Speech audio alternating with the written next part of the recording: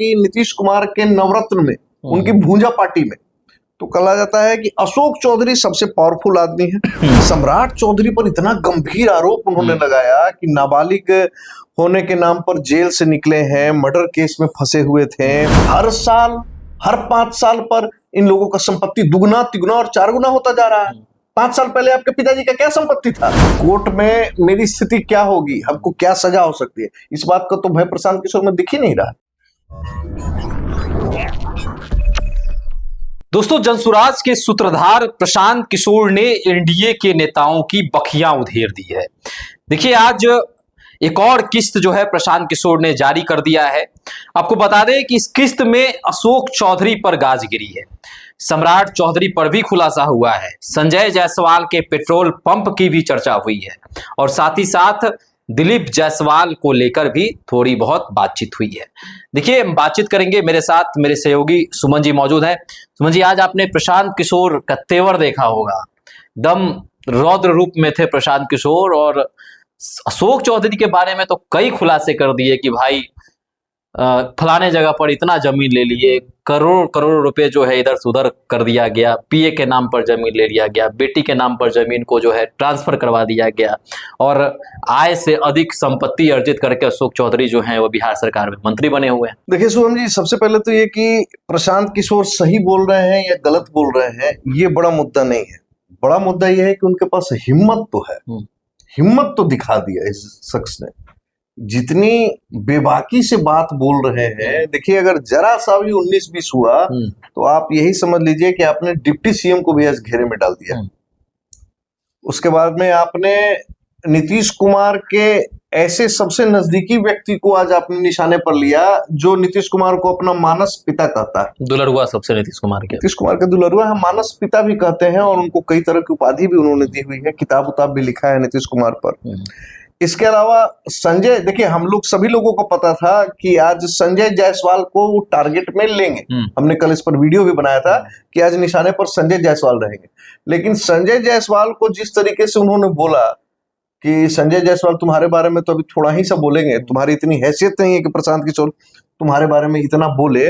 लेकिन भाजपा के जितने टॉप के नेता, सम्राट चौधरी जो बिहार में भी नंबर 1 कहा जाता है कि डिप्टी सीएम तो 2 हैं, सम्राट चौधरी और विजय सिन्हा, लेकिन हकीकत यह है कि आप देखेंगे कि मोदी जी के भी बगल में कौन रहता है। जब मोदी जी आते हैं तो सम्राट चौधरी आपको दिखाई देते हैं।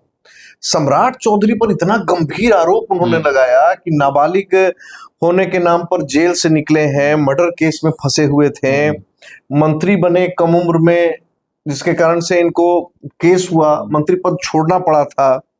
कई नाम रखे हुए नाम हैं, बदलू नेता तक बता दिया, नाम बदलू नेता मौर्य, सम्राट कुमार मौर्य के नाम से कहा कि भाई मैट्रिक का सर्टिफिकेट आप अपना जारी कर दीजिए कि आखिर कब आपने मैट्रिक पास किया है।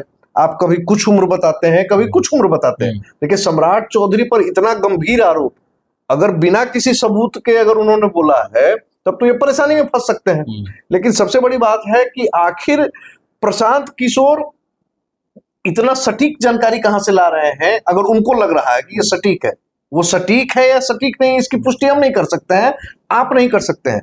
लेकिन आप देखेंगे कि राजनीति में जिस तरीके से आप देखिएगा कि बिहार की राजनीति हो, केंद्र की या अन्य प्रदेश की, इस तरीके से कोई भी व्यक्ति दूसरे पार्टी के लोगों को इतना मतलब विभत्स रूप हमने जो देखा घेरने का, उनका मैं विभत्स ही कहूंगा, जितना आक्रामक थे प्रशांत किशोर। आज कई लोगों को उन्होंने बोला भी, बहुत सारी बातें बताई।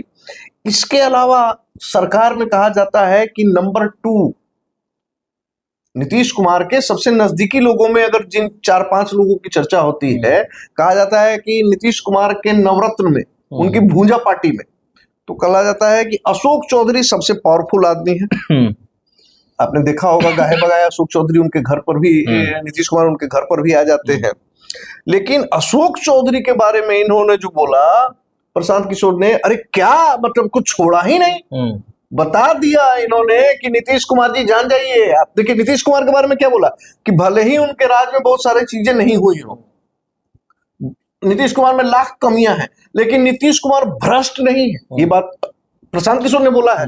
लेकिन आज तो प्रशांत किशोर ने नीतीश कुमार के जो अगल बगल रहने वाले हैं, जो नीतीश कुमार को मानस पिता कहते हैं, उन अशोक चौधरी को तो एकदम बेपर्दा कर दिया। उनका कहना है कि विक्रम में 34 लाख रुपया योगेंद्र दत्त जो कि उनके पीए हैं उनके नाम पर उन्होंने खरीदा। उसके बाद में उनकी पुत्री जो है शाम्वी चौधरी जो समस्तीपुर की सांसद हैं लोजपा की, उनके नाम पर 10 लाख रुपया पीए के अकाउंट से ट्रांसफर करके फिर उनके नाम पर कर दिया गया। फिर इनकम टैक्स का जब नोटिस आता है तो 25 लाख रुपया फिर ट्रांसफर कर दिया जाता है। मतलब समझ में नहीं आ रहा है नेताओं के लिए ये कागज पत्तर, ये 10-20 लाख रुपया ट्रांसफर करना, हम जैसे आदमी का इनकम टैक्स का नोटिस आ जाए तो पसीना छूट जाए, रात में नींद नहीं आए, और ये लोग जितनी आसानी से रुपया पैसा ट्रांसफर कर रहा है। अच्छा, उसके बाद सही में कहा जा रहा है कि अगर बिहार में नेता और अफसर ही पैसा कमा रहे हैं तो प्रशांत किशोर के दावों से तो लगता है कि ये सच। अरे भैया, 200 करोड़ से ज्यादा की संपत्ति अर्जित किया है अशोक चौधरी ने और उनके परिवार ने, ये दावा कर रहे हैं प्रशांत किशोर। प्रशांत किशोर ने कहा कि शाम्भवी की सगाई के बाद से उनकी शादी तक 38 करोड़ रुपए की जमीन खरीदी है। राजनीति में इन लोग को कितना कमाई है, कितना सैलरी है, राजनीति के अलावा इन लोग और क्या क्या बिजनेस करता है। बाकी आदमी किसान यहाँ किसानी करके आत्महत्या करने पे मजबूर है।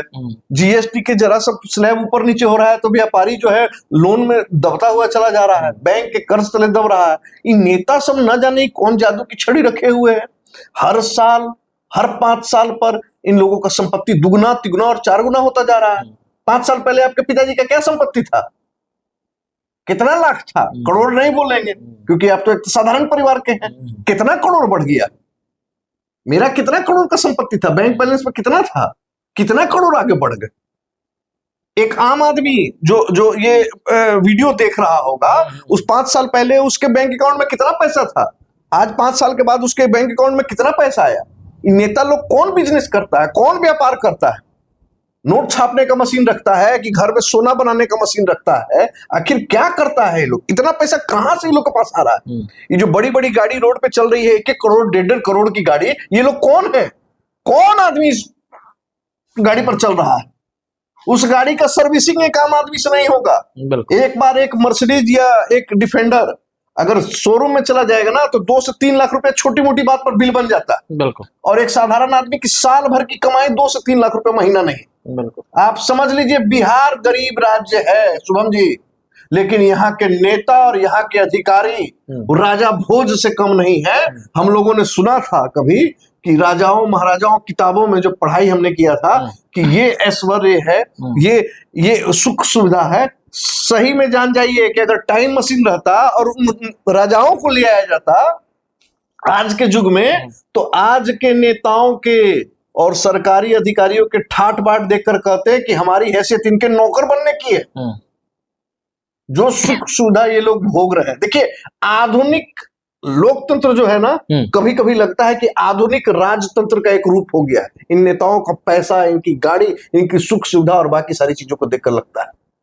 अच्छा, इससे पहले मंगल पांडे और दिलीप जायसवाल को लेकर भी प्रशांत किशोर जो है कई खुलासे किए, लेकिन आज के प्रेस कॉन्फ्रेंस में उनको छूते हुए निकल गए प्रशांत किशोर। तो क्या मंगल पांडे और दिलीप जायसवाल ने प्रशांत किशोर से माफी मांग लिया है, आपको लग रहा है? देखिए, एक बात समझिए, ये स्टेप बाय स्टेप काम कर रहे हैं। जो आदमी इनके निगाह में आ रहा है, इनके नजर में आ रहा है, देखिए अभी एकदम नीतीश कुमार और सरकार के जो मुख्य जो चेहरे हैं उनको ये टारगेट कर रहे हैं। अभी आपने देखा ना, संजय जायसवाल को क्या बोला उन्होंने, आप तो थे प्रेस वार्ता में, उन्होंने कहा कि अभी तुम्हारी उतनी हैसियत नहीं हुई है संजय जायसवाल कि अभी मैं तुम पर ज्यादा बोलूं, अभी थोड़ा ही बोलूंगा। उनको पेट्रोल चोर बोल दिया ना।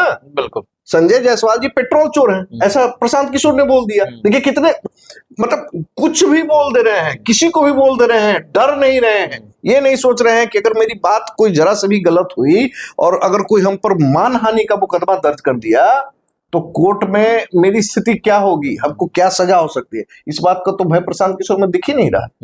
प्रशांत किशोर आप समझ ले, देखते हैं मेला उला में साधु महात्मा ये लोग कोयला में आग लगा देता है लंबे दूर में, 10 फीट 12 फीट की दूरी में, और लोग उस आग के जलते कोयले पर पैदल दौड़ते हैं। तो प्रशांत किशोर भी इसी तरीके से अंगारों पर दौड़ रहे हैं, आप समझ लीजिए।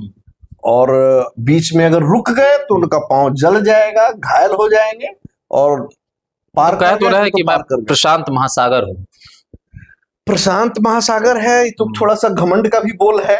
ये तो कहीं ना कहीं थोड़ा सा उनका घमंड भी दिख रहा है, लेकिन ठीक है, हो सकता है आत्मविश्वास हो, हमको घमंड लगे या एक आम आदमी को घमंड लगे, लेकिन कहीं ना कहीं प्रशांत किशोर की जो शैली है, अभी तक किसी भी राजनेता की ये शैली नहीं रही है। देखिए, देश की आजादी के समय से लेकर अभी तक जो राजनेता लोग हैं, जिस शैली को अपनाकर काम कर रहे हैं, अपने विरोधियों पर जो हमला कर रहे हैं या जनता के बीच में जिस तरीके से जा रहे हैं, प्रशांत किशोर उन सारी शैलियों को दरकिनार कर दिए। इन्होंने किसी लकीर को काटने की कोशिश नहीं किया, ये अपनी खुद की लकीर खींच रहे हैं। तो प्रशांत किशोर जो अपनी खुद की लकीर खींच रहे हैं, ये चाह रहे हैं कि मैं इतनी बड़ी लकीर खींच लूं कि मेरे आसपास कोई लकीर ही दिखाई नहीं दे। इसीलिए काफी उत्तेजित बयान भी देते हैं, काफी तीखा हमला भी करते हैं, और हमला भी कर रहे हैं तो किसी छोटे मोटे व्यक्ति पर नहीं। देखिए, एक आदमी जो पहले कांग्रेस का पूर्व प्रदेश अध्यक्ष था, एक आदमी जो बिहार का डिप्टी सीएम है और सबसे, नीतीश कुमार के बाद सबसे पावरफुल अगर किसी को माना जाता है तो सम्राट चौधरी को माना जाता है। इसके बाद में दिलीप जायसवाल जो वर्तमान के प्रदेश अध्यक्ष हैं, संजय जायसवाल जो भाजपा के पूर्व प्रदेश अध्यक्ष थे। अभी देखिए, प्रदेश अध्यक्ष लोगों पर गाज गिर रहा है, जो नंबर 1 नंबर 2 की हैसियत है बिहार में, वैसे लोगों को प्रशांत किशोर एक खास रणनीति के तहत टॉप लेवल के नेताओं को, जो अपनी अपनी पार्टी में लगभग टॉप पर है, उनको टारगेट कर रहे हैं, और उनके माध्यम से बाकी छुटभैया नेताओं को, जो मिडिल मध्यम दर्जे के जो नेता है उस पार्टी में, उन लोगों को संट करने का प्रयास कर रहे हैं कि इन बड़े बड़े चेहरों को धोने में मुझे टाइम नहीं लगा, तो तुम्हारी क्या बिसात है, ज्यादा बोलोगे तो तुम तक भी पहुंचूंगा, तुम्हारा भी गिरेबान पकड़ूंगा। ये प्रशांत किशोर मैसेज देने का प्रयास कर रहे हैं, और हमेशा से यही होता है। मैं कल भी इस बात को कह रहा था कि मास्टर के क्लास में जब कोई बच्चा बदमाशी करता है ना, तो मास्टर पूरे क्लास को सुधारने के लिए जो सबसे बदमाश बच्चा होता है, पहले उसकी जम की पिटाई करता है कि इतना मारो इसको, इतना कड़ा दंड दो कि बाकी अपने आप शांत हो जाए। तो प्रशांत किशोर इसी रणनीति के तहत जितने बड़े चेहरे, उन सारे बड़े चेहरों को जो है टारगेट कर रहे हैं, और बिहार की जनता को दिखा रहे हैं कि देख लीजिए, ये लोग जो आपके सेवा के नाम पर आए हैं, ये लोग सिर्फ और सिर्फ आपके सेवा के नाम पर खुद मेवा अर्जित करने में लगे हुए हैं, और ये आपकी भलाई के लिए बिल्कुल नहीं है। ये अपना और अपने परिवार की संपत्ति बढ़ाने के लिए है, और इन जैसे नेताओं के कारण बिहार का भला नहीं हो सकता है। ये बात प्रशांत किशोर दिखाना चाह रहे हैं। चलिए, तो प्रशांत किशोर क्या अरविंद केजरीवाल के तर्ज पर चल रहे हैं? जिस प्रकार अरविंद केजरीवाल ने दिल्ली में बड़े बड़े नेताओं की पोल खोली थी और उसके बाद दिल्ली में अपनी सरकार बना ली थी, कई लोग ये भी चर्चा कर रहे हैं कि दोनों में एक ही तरह का समानता दिख रहा है। तो दूसरी तरफ ये भी चर्चा हो रही है कि सीएम नीतीश कुमार जो जीरो टॉलरेंस की बात करते हैं, कहते हैं कि ना हम किसी को फंसाते हैं, ना हम किसी को बचाते हैं। तो अशोक चौधरी ने उन पर कौन सा मोहिनी मंत्र जो है वह जादू टोना नीतीश कुमार पर कर दिया है कि सीएम नीतीश को ये तमाम चीजें नहीं दिख रही हैं, और करोड़ों करोड़ों की संपत्ति की चर्चा प्रशांत किशोर जिस प्रकार कर रहे हैं, तो क्या यह संज्ञान में नीतीश कुमार के नहीं है? और आने वाले दिनों में भाजपा के किस नेता की पोल प्रशांत किशोर खोलने वाले हैं, और उस किस्त में किस नेता की संपत्ति, साथ ही साथ उनके काले कारनामों के बारे में प्रशांत किशोर जो है वो खोलेंगे पत्ता, आप भी हमारे साथ कमेंट सेक्शन में अपनी राय रख सकते हैं। धन्यवाद।